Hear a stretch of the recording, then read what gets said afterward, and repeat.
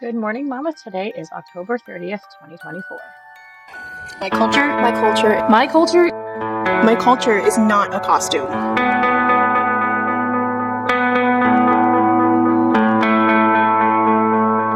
My name is Yasmin Yunus. I am a first-generation Iraqi-American Muslim. I'm also a student and an activist. it sucks to see that. It's offensive. It's Like a butchering of my culture. I didn't spend 23 years as a Chinese-born American to live next to this. I'm of multiracial descent, including Taino Arawak, which is the indigenous First Nations people of the Caribbean. We're seen as just like TV characters, the savage with the fringes and these boots that, aren't even accurate. Even our body paint has meaning, and then, you just put on this cheap paint that you probably got at the dollar store, for fun because you thought it was funny. Like, my existence is just comical or hilarious to you. I'm Kanaka Maoli, native Hawaiian. One of the things about Hawaiian culture that not a lot of people know is that historically it was illegal to practice anything that had to do with native Hawaiian culture. So my grandmother is currently in her 70s, and she's finally learning how to dance hula. And she's been creating her hula skirt and her lei for weeks now. And this is nothing what it looks like.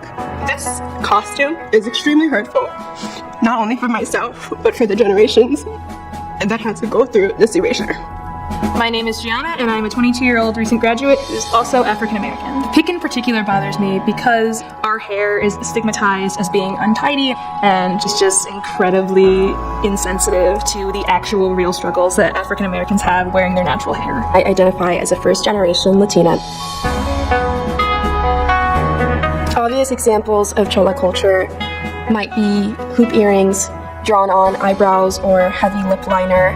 When people appropriate Chola culture in Halloween costumes, it erases the stories and narratives of people who identify with Chola culture. Halloween would be the worst time to co-opt a person's culture because it's a day of dressing up as things that are completely out of the ordinary or very bold or very provocative. So wearing someone else's culture on that day is incredibly offensive because you're basically saying their culture is othered in a way that is almost funny, humorous, or, scary. When you see this costume, what do you think?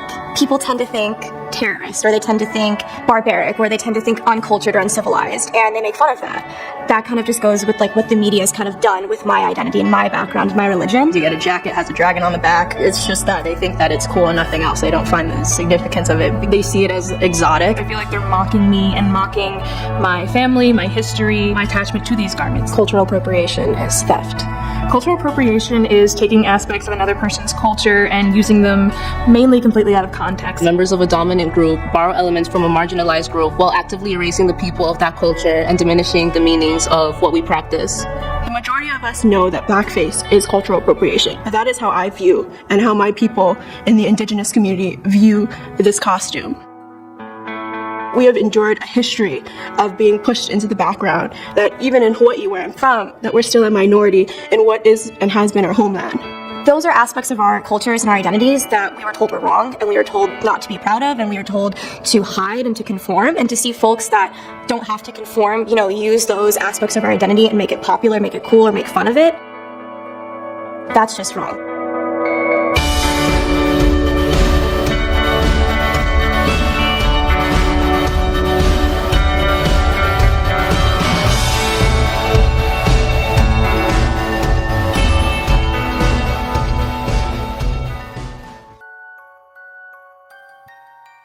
Good morning, Monmouth. This is Mrs. Coltonhurst, the mental health counselor at Monmouth Regional High School. Did you know that October is Domestic Violence Awareness Month? This month, the GSA and Student Equity Council wanted to shed some light on domestic violence, teen dating violence, and encourage you all to be in healthy relationships. Did you know that Kentucky has the highest rate of violence against women and domestic violence rates in the entire country? They stand at 45.3%. North Dakota actually has the lowest rate of domestic violence at 29.7%. And New Jersey still has an unfortunate rate of 35.8%, ranking us 32 in the country. Please know that help is available if you're in an unhealthy relationship. It's important to learn how to set appropriate boundaries and how to recognize red flags when you're in a relationship. Our counselors are available to help. Our counselors are located in Guidance and Child Study Team. You can also call 180 Turning Lives Around at 888-843-9262 for domestic violence and sexual violence support. Please know you are not alone. Hey students! SAD, Students Against Destructive Decisions, celebrates Red Ribbon Week with the 4th grade class of Swimming River Elementary School. Red Ribbon Week is a national campaign encouraging people to live drug-free lives. Are you interested in winter cheer?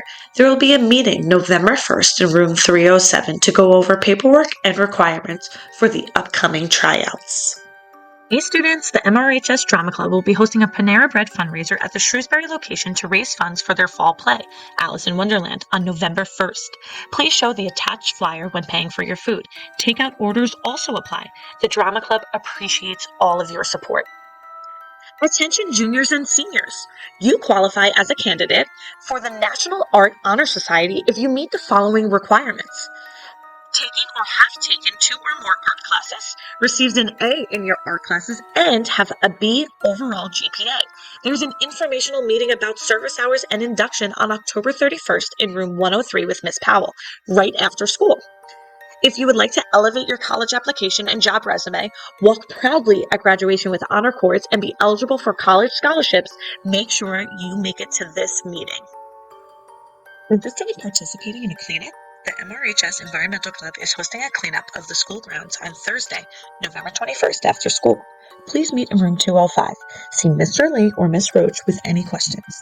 You can get volunteer hours for your participation. Attention girls interested in trying out for girls basketball. Sign-ups are in Genesis now. You must have an updated physical.